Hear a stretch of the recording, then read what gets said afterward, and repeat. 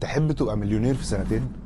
لا ما تقلقش، مش جاي اكلمك كلام تنمية بشرية. في واحد فعلا فقد شغله، خسر فلوسه، اتهزم قدام كل الناس حرفيا، وبعدها بسنتين بس بقى مليونير. تخيل ان اللي فرق معاه ما كانش الحظ ولا الظروف ولا حتى الناس اللي حواليه. اللي فرق معاه بجد كانت حاجة واحدة بس: قرر انه يتحمل مسؤولية حياته بالكامل. مش يمكن تكون اكبر معركة في حياتك مش مع العالم اصلا، لكن مع نفسك. عايزك بقى تربط لي حزامك، علشان النهارده هنبدأ رحلتنا مع العادات السبع للناس الأكثر فاعلية. ده مش كتاب عن شوية نصائح حلوة، مش واحد جاي يقول لك نام بدري وكن إيجابيا وبتاع.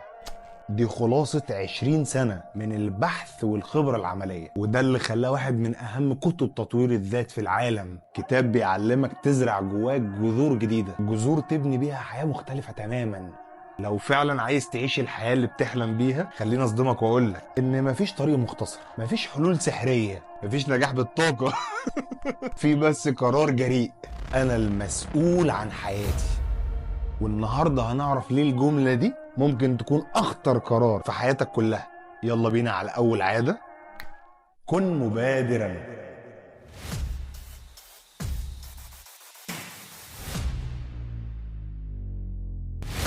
اسمح لي احكي لك قصه مشهوره، بس يمكن تسمعها بالطريقه دي لاول مره. كان في شاب اسمه فيكتور فرانكل، دكتور نمساوي. حياته كانت مستقره ومليانه احلام وطموحات، بس فجاه الدنيا وقفت.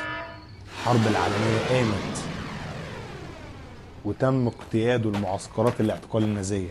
تخيل كل شيء ضاع: اسرته اتقتلت، فلوسه راحت، كرامته اتهانت. كان ممكن ببساطة يستسلم ويقول خلاص حياتي انتهت، لكنه ما عملش كده. فرانكل اكتشف هناك أعظم اكتشاف ممكن أي إنسان يعرفه: الظروف والقدر ممكن يتحكموا في أي حاجة حواليك إلا حاجة واحدة بس: رد فعلك.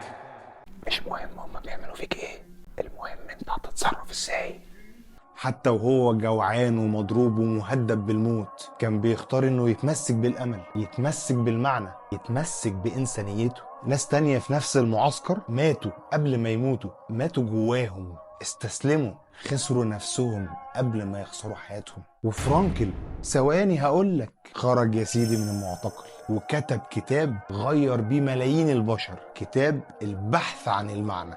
بقى مليونير بعدها، ابن الايه. وده بالظبط معنى اول عادة: كن مبادرا. المبادرة مش انك تتحكم في كل حاجة حواليك، المبادرة انك تتحكم في نفسك، تتحكم في مشاعرك واختياراتك، تتحكم في طريقة تفكيرك حتى لو العالم كله ضدك. من الاخر، رد فعلك مش غصب عنك، رد فعلك ده اختيارك. ستيفن كوفي بيحكي عن تجربة عملها مع طلاب جامعة. دخل سألهم: لو الدنيا حوالينا فوضى، لو الحكومة فاشلة، لو المديرين ظالمين، لو بينزلوك ترمي زبالة كل يوم، ايه ده؟ ايه ده؟ لو المديرين ظالمين، هل نقدر ننجح برضو؟ الطلبة اتلخبطوا، ناس قالت ناس قالت لا، وناس قالت على حسب الظروف.